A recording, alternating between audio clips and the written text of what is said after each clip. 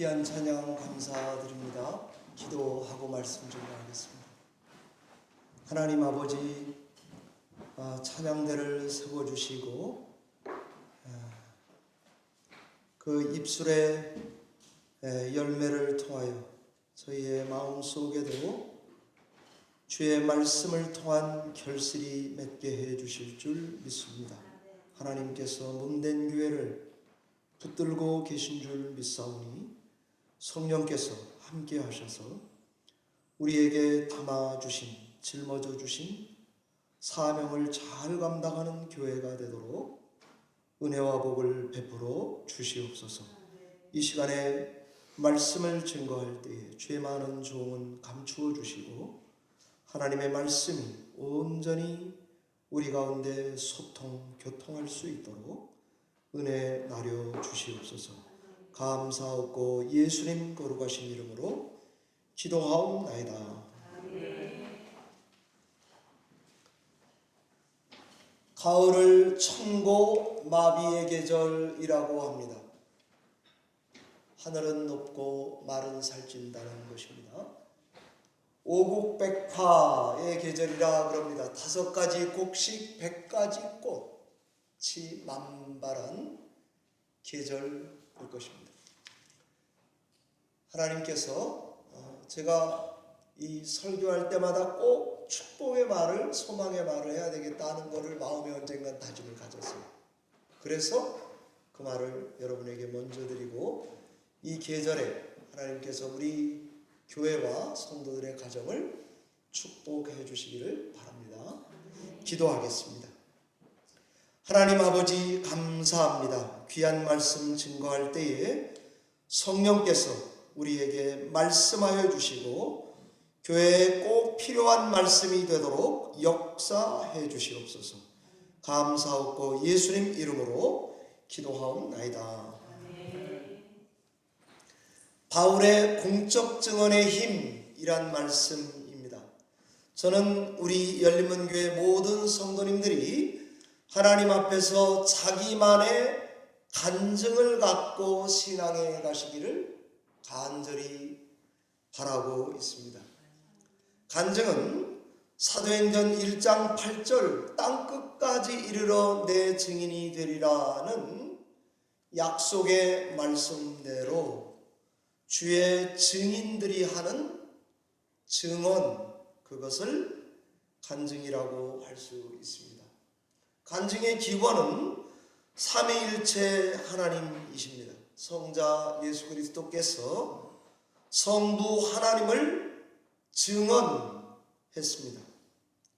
성부 하나님은 또 그것을 받아 성자 예수 그리스도가 아들됨을 증언해 주셨습니다.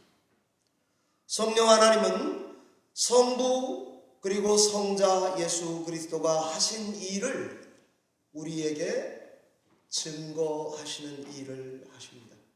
예수 그리스도를 주로 믿는 사람들은 교회는 일종의 성삼위 하나님이 하시는 일의 증인들의 모임이라고 해도 과언이 아닐 것입니다. 그분의 뜻대로 부르심을 받은 우리는 세 분 하나님이 하시는 일들의 증인입니다.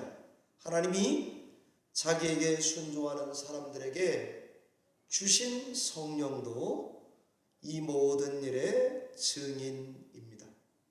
사도행전 5장 23절은 우린 이 일의 증인이요 하나님이 자기에게 순종하는 자들에게 주신 성령도 그러하도다 이랬는데 맞는 말씀입니다.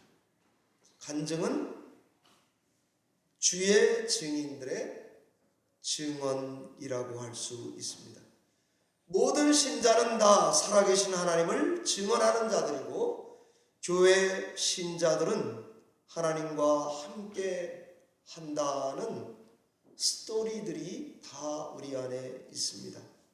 간증은 신자에겐 없어서는 안 되는 자기 신앙 고백이요 증언이요 전도의 방편이 될 것입니다. 신자에게 간증이 분명하면 할수록 다른 사람에게도 힘을 주고 나도 힘을 얻습니다. 그래서 간증은 하나님과 우리와의 관계를 이야기해주는 스토리라고 할 수 있습니다. 이 간증의 스토리 안에는 세 가지가 꼭 들어가 있어야 합니다. 그 첫 번째는 왜 예수를 따르기로 내가 선택했는지 간단하게 말할 수 있어야 되고요.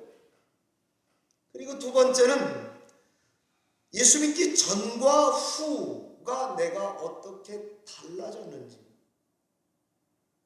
그것을 간단하게 말할 수 있어야 합니다. 그리고 세 번째는 예수님 있는 삶과 없는 삶이 어떻게 다른지 그것을 아주 간단하게 말할 수가 있어야 하겠습니다. 간증은 길고 장황할 필요가 없습니다. 너무 자세할 필요도 없습니다. 많이 아는 사람만 하는 것도 아닙니다. 3분 정도면 충분합니다. 그래서 제가 지금 반복한 대로 간단하게 진솔하게 사실을 전한 후에 맞춰야 돼요. 그리고는 상대가 관심을 보이면서 더 듣고 싶어 하거나 물어오면 그 다음에 상세하게 조금 더 이야기하는 것이 허용되겠습니다. 기억하시기 바랍니다. 간단하게 전하셔야 합니다. 오늘 본문에 바울의 간증이 나오는데 사도행전의 바울의 간증은 한 3번 정도 나옵니다. 9장에 나오고 22장에 나오고 26장에 나오는데 9장은 누가가 관찰한 것을 전하는 것처럼 기록되어 있고 오늘 22장은 성난 군중들 앞에서 연설과 같이 갑자기 하게 된 간증이고요. 그리고 26장은 아그리빠 왕 앞에서 아주 짧게 요약해서 간증을 하고 있습니다. 이 바울의 간증의 특징을 보면 하나님 만난 이야기와 그 다음에 그 앞에 서 있는 자기와 동일시되어 있어요. 우리가 간증할 때 보면 옛날에 이러고 하잖아요. 그런데 바울은 그게 아니고 그 이야기가 지금 나에게 왜 이렇게 왔는지 그거를 이야기하는 거죠. 현대의 간증은 포인트가 과거에 있는 것 같습니다. 왕년에 라떼에는 옛날에 이런 거예요. 그런데 바울은 그 하나님이 오늘 나에게 이렇게 간증하고 있는 것이 다른 것 같습니다. 바울의 인생과 그의 삶과 그의 머릿속에 있는 신학 사상 이것이 간증이라고 하는 것으로 일관성을 갖고 있어서 대중 앞에 섰을 때에 그것이 힘이 되고 공감이 되고 감동이 되는 것을 알 수가 있습니다. 그럼 바울은 어떻게 간증하고 있습니까? 가장 먼저 나는 누구인가를 밝힙니다. 한 사람을 정의하는데 제일 필요한 전형적인 틀이 있다면 출생, 성장, 교육, 직업일 것 같습니다. 그런데 바울은 이걸 굉장히 요약해서 그는 유대인으로 길리기아 다소에서 태어났습니다. 부모님들은 디아스포라 유대인들로 다소에서 오랜 돌아온 비즈니스를 했습니다. 아마도 교육 문제 때문에 예루살렘으로 이주했을 가능성이 있습니다. 왠가 하면 이 성에서 자라라는 말이 다소를 말하는지 지금 붙들려 와서 공적 증언을 하고 있는 예루살렘을 말하는지는 모르지만 후자 같습니다. 그렇다면 청중은 그를 이렇게 이해할 것입니다. 부자구나. 똑똑한 사람이구나. 교육을 많이 받았구나.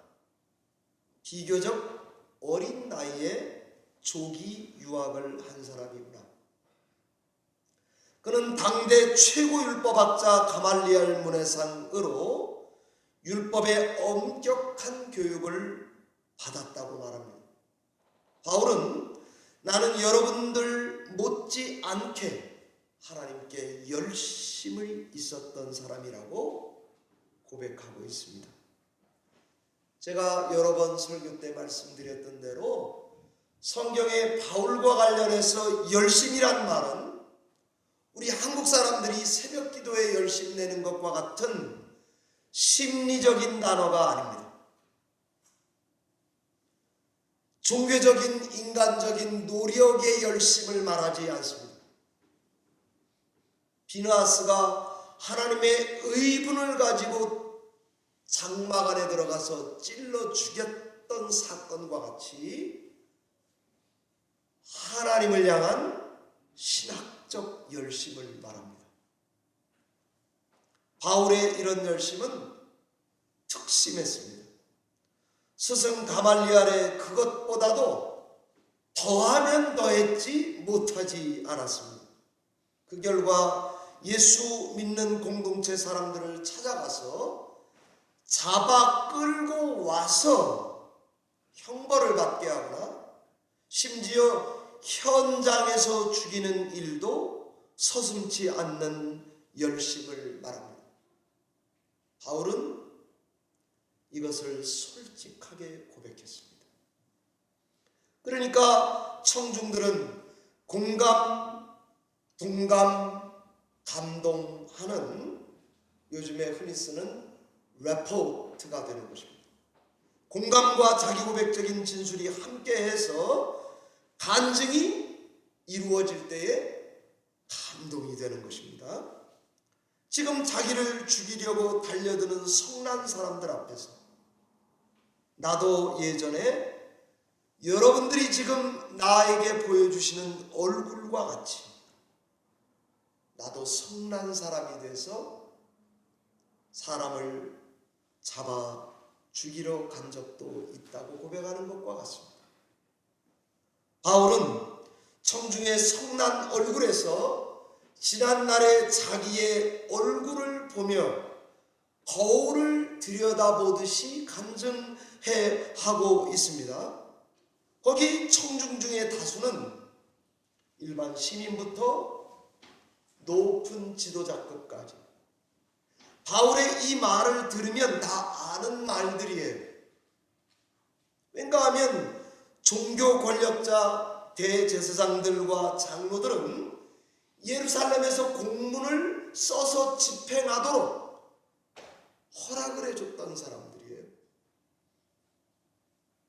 그리고 잡아 죽이는 현장에 여러 사람들이 그 회중 가운데는 돌을 들었던 사람들도 있어요. 참 역설적이게도 바울은 이 돌을 핍박하려고 갔다가 그 돌을 믿는 사람이 돼서 지금 간증하고 있는 거예요. 듣는 사람도 정말 이해할 수가 없는 장면입니다.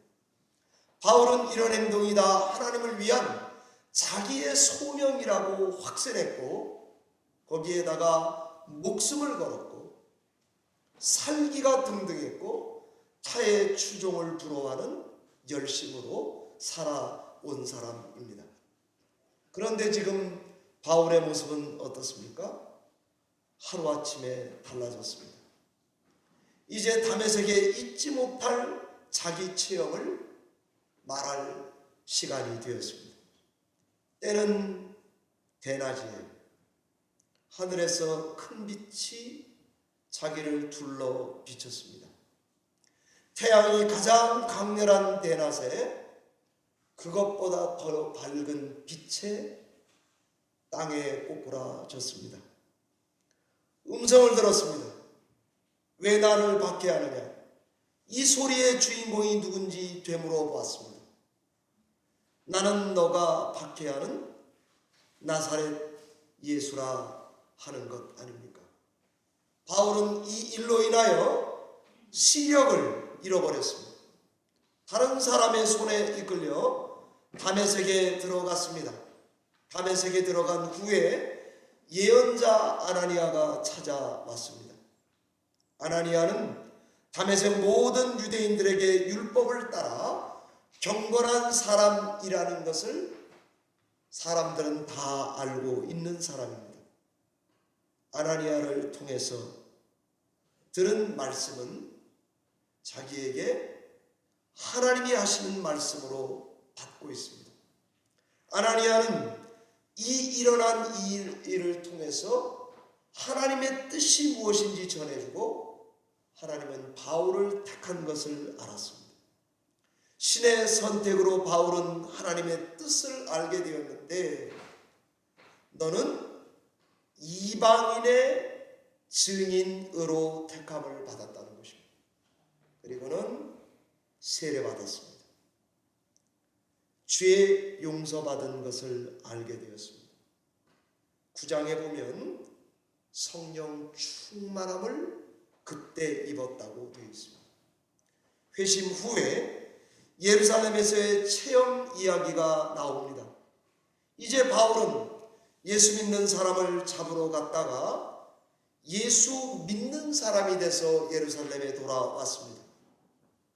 다메섹에서 생명의 위협을 느껴온 것이지만 여기선 말하지 않고 있습니다. 바울은 성전에 들어가 기도했고 신비한 체험을 했고 주님을 보았고 그의 말씀을 들었으며 그 말은 빨리 예루살렘을 도망나가라 하는 것입니다. 이유는 유대인들이 너의 증언을 결코 듣지 않을 거다 라는 것이고 그리고 바울은 도망쳐 나왔습니다. 다메섹에서도 그랬듯이 예루살렘에서도 생명을 걸고 전도를 열심히 했나 봅니다. 그 와중에 환상 중에 하나님의 지시를 받고 이방인들의 전하라고 하는 전도자로 세움을 받았다 하는 것입니다. 사랑하는 성도 여러분, 여러분들이 바울의 간증 다 아는 이야기를 제가 했습니다. 다시 말씀드리지만 바울의 간증은 과거에 초점이 있지 않고 지금까지 나에게 역사하신 하나님을 가지고 사람들 앞에 공개적으로 서 있는 것입니다. 어쩌면 저 같은 설교자들도 그래야 할 것이라고 생각됩니다. 옛날 것이 아니라 어제 토요일 밤 12시까지 나를 붙들어 오고 계신 하나님을 가지고 의지하여 성경을 읽고 말씀을 준비해서 그것을 간증처럼 설교할 때만이 교회가 심장이 박동이 뛰는 것과 같습니다. 저는 이런 간증이 곧 바울의 간증이라고 생각이 되고 이 간증은 가장 모범적인 간증이라고 여겨집니다. 저는 우리 열린문교회 성도님들을 위해서 간증에 대한 가이드라인 6개를 드리고 마치려고 합니다.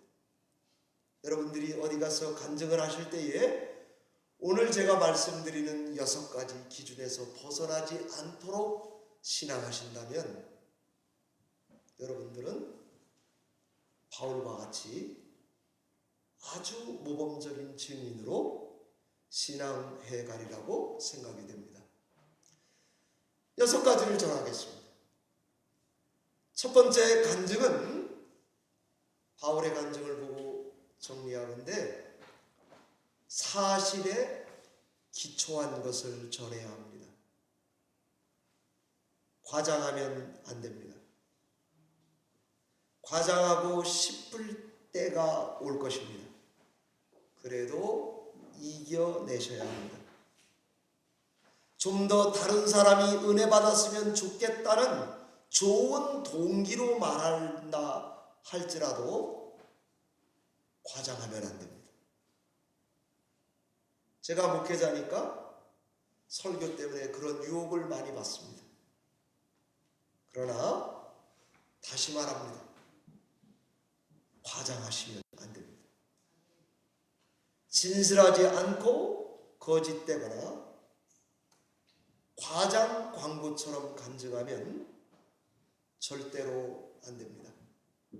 참된 신앙은 여러 가지 잡다한 증거를 필요로 하지 않습니다. 그래서 간증은 사실에 기초하면 되는 것입니다. 깨로 짠 기름, 참기름이면 되지 진짜 참기름 그렇게 말할 필요는 없습니다. 복음입니다. 그러면 되지 우리는 순복음이야 그렇게 말할 필요 없습니다. 두 번째, 간증은 성경적 신앙의 기초에 있어야 합니다. 간증 내용이 비성경적이면 안 되겠습니다. 놀라운 일이나 기적이라고 해서 성경적인 건 아닙니다. 세상엔 비성경적 기적이 얼마든지 기독교 외에도 있을 수 있습니다. 여러분, 미국에서 방영되는 America Got Talent 같은 거에 보면 정말 놀라운 사람들이 많이 나오고 경쟁을 하고 상을 받습니다. 애굽의 바로와 그 술사들도 모세처럼 물을 피로 지팡이를 뱀으로 바꾸는 기적을 행하는 것이 성경에 나옵니다. 그러니까 신앙의 간증에는 성경적 신앙에 기초한 것을 간증하는 것이 옳습니다. 그 외의 것은 유혹받지 마시기 바랍니다. 세 번째, 간증은 설교가 아닙니다. 그러니까 내 간증에다가 남을 가르치려는 욕심을 집어넣을 필요 없습니다. 하나님의 말씀을 끼워다 맞추려고 애쓸 필요 없습니다. 설교가 아닙니다. 간증은 어떤 경우에는 개인의 경험이기 때문에 주관적이고 객관적 타당성이 때로는 없을 수도 있는 것 같습니다. 저 자신도 봐도 그래요. 억지로 객관적이려고 하거나 가르치려고 교훈적으로 말하려고 하거나 할 필요 없습니다. 내 체험이 참되고 진실하다면 그것으로 끝입니다. 세 번째 간증은 공익을 주는 것이라는 것을 잊지 말아야 되겠습니다. 개인의 신앙 체험을 통해서 다른 사람들에게 조금이라도 유익을 주려고 마이크를 잡고 앞에 서거나 공적인 자리에 서서 간증을 하게 될 것입니다. 청중의 지식 정도나 나이를 고려하고 자기 체험을 청중에게 잘 적응해서 설명하는 것은 필요한 것 같습니다. 그러나 너무 관련 없는 것을 전하면 청중에게 무례한 것이고 공익 각자의 특색 있는 체험이 새롭고 신선하니까 간증은 그것으로 충분합니다. 우리 교회 성도님들이 말씀 외우기 이런 거 했었어요. 찬송 부르기 대회 이런 거 했었어요. 그리고 간증할 수 있으면 하시라고 했는데 제 스마트폰에 그것을 다 녹음을 했어요. 2시간짜리인가를. 그래서 그 안에는 배명의 권사님의 간증, 모 권사님의 간증, 목소리로 다 담겨 있습니다. 저는 그거를 가끔 틀어서 들어봅니다. 그런데 공익을 주는 것, 그리고 새롭고 신선한 것, 이런 것이어야 하면 좋겠습니다. 5번째 간증은 여러분 꼭 기억하셔야 됩니다. 성공담만 전할 필요가 없습니다.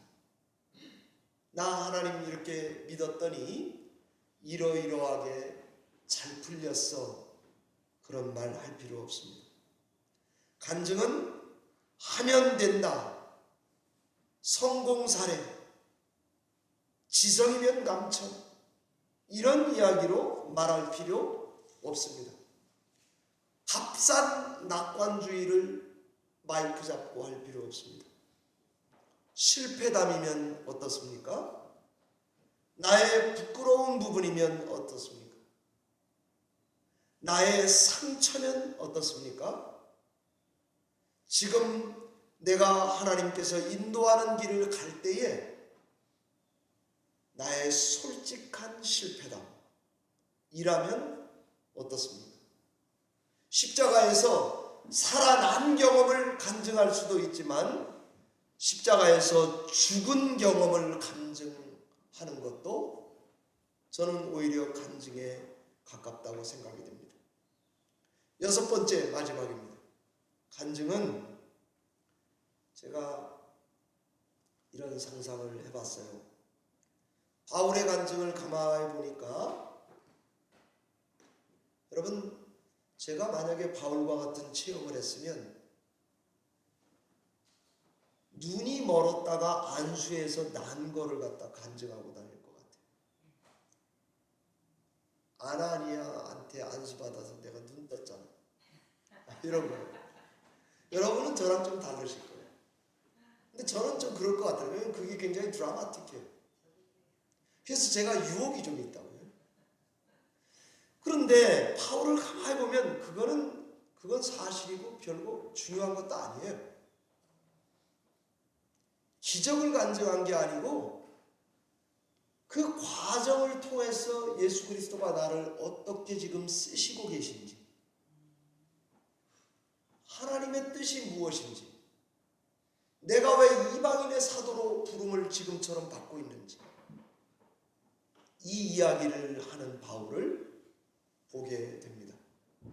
그러니까 우리도 신앙생활에 너무 지나치게 포장하지 말고, 너무 지나치게 겸연쩍어 하지 말고, 하나님이 내 삶을 움켜잡고 있는 그 손, 그리고 그것을 고백하시는 여러분과 저희가 되시기를 바랍니다. 네. 말씀을 맺겠습니다. 간증은 꼭 있어야 합니다. 어마어마한 것일 필요 없습니다. 간증엔 크고 작은 게 없습니다. 비싸고 싼 게 없습니다. 작은 것이라도 내가 하나님을 만난 분명한 체험과 고백이 우리 신앙인들에게 반드시 있어야 합니다. 그것이 우리 지금 예배하는 우리 교회 성도님들의 믿음의 비밀처럼 가지고 있어야 합니다. 신령한 지식이 되어 있어야 합니다. 손톱보다 작은 반지라도 소중하고 귀하게 여기는 간증을 가지고 살아가셔야 합니다. 무엇보다 이 간증이 변함없이 내 안에서 꿈틀거리고 작동해서 지금도 이 간증이 나를 잊게 한다고 하는 이것이 신앙 안에 녹아져 내려져 있어야 할 것입니다. 짠! 하고 옛날 것 자랑하는 간증 말고 지금 하나님이 나와 어떻게 역사하시는지 이 간증을 들고 주일 예배에 오고 가는 저와 여러분이 되셔야 합니다. 하나님께 솔직해야 합니다. 간증의 모양은 100가지라도 그 열매는 한 가지 예수 그리스도밖에 없어야 합니다. 그래서 우리 신앙의 모습이 다 다르죠. 그런데 간증이 쌓이면 쌓일수록 이것이 전인적인 내 신앙생활에 변화를 가져오는 간증이어야 합니다. 이어령 씨의 마지막 수업에 나오는 눈물 한 방울이란 책이 있어요. 그 글에도 나오고 책도 눈물 한 방울이란 책이 있어요. 거기에 이런 대목이 나옵니다. 눈물만이 우리가 인간이라는 걸 증명해 준다. 이제 인간은 박쥐가 걸리던 코로나도 닭이 걸리던 조류 인플루엔자도 걸린다. 그럼 무엇으로 짐승과 사람을 구별할 수 있을까? 눈물이다. 낙타도 코끼리도 눈물을 흘린다고 하지만 정서적 눈물은 사람만이 흘릴 수 있다. 로봇을 아무리 잘 만들어도 눈물을 흘리지 못한다. 인간을 이해한다는 것은 인간이 흘리는 눈물을 이해하는 것이다. 큰 욕심 엄청난 것 탐하지 않고 그저 새벽 바람에도 심호흡하고 감사해야 하는 저 많은 사람들, 그들의 눈물을 닦아주세요. 거기에 저의 눈물도 있습니다. 그들은 눈물이라도 솔직히 흘릴 줄 아는 사람들이지만 저는 눈물이 부끄러워 울지도 못하는 사람입니다. 제가 목회를 이렇게 하면서 솔직한 말을 드리고 싶어요. 예수 그리스도를 오래 믿었는데도 그리스도에 대한 감동 없이 신앙생활 하는 사람들 참 많습니다.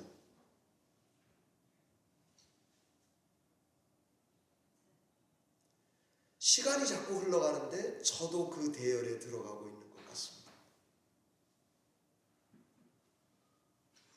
간증은 산 증언이어야 합니다. 꼭 있어야 됩니다. 오늘의 것이어야 합니다. 따끈따끈해야 합니다.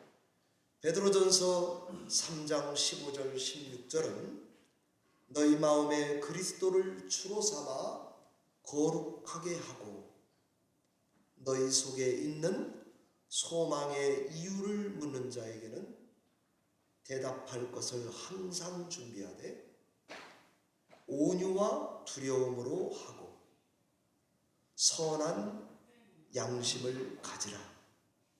그러면 너희를 비방하는 사람들이 부끄러움을 당하게 될 것이다. 저는 이 말씀 안에 왜 우리가 간증적인 삶을 살아야 되는지, 전도는 어떻게 하는 건지가 다 들어가 있다고 봅니다. 간증으로 세상을 향해서는 우리 눈물인 걸 알게 전해야 되겠습니다. 간증으로 우리 자신을 향해서는 신께 항상 솔직해야 되겠습니다. 간증으로 하나님을 향해서는 웅장하지 않더라도 우리 마음 깊숙한 곳에서 고백하는 진정한 감사의 노래가 되어야 할 것입니다. 우리 신자들에게 간증은 나를 향한, 세상을 향한 힘이 될 거라고 믿습니다. 이런 간증은 하나님께서 천군 천사의 노래같이 거룩하다 거룩하다 거룩하다는 영광송이 되게 하실 것입니다. 이런 간증을 꼭 입에 담고 마음에 품고 신앙에 가시는 저와 여러분이 되시기를 바랍니다. 기도하겠습니다.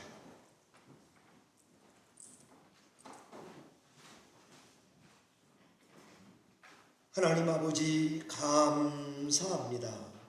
저희들을 정말 많은 죄에서 구원해 꺼내주시고 한 방향 한 길 빛을 향하여 부르심을 향하여 예수 그리스도의 등을 보며 따라갈 수 있도록 지금까지 은혜 주시는 하나님께 감사와 찬양을 드립니다. 저희들이 예배할 때마다 오늘 바울의 모범적 간증을 따라서 진솔하게 생생하게 고백을 가지고 신앙해가는 저희들이 다 되게 해 주시옵소서. 감사하고 예수님 이름으로 기도하옵나이다. 아멘.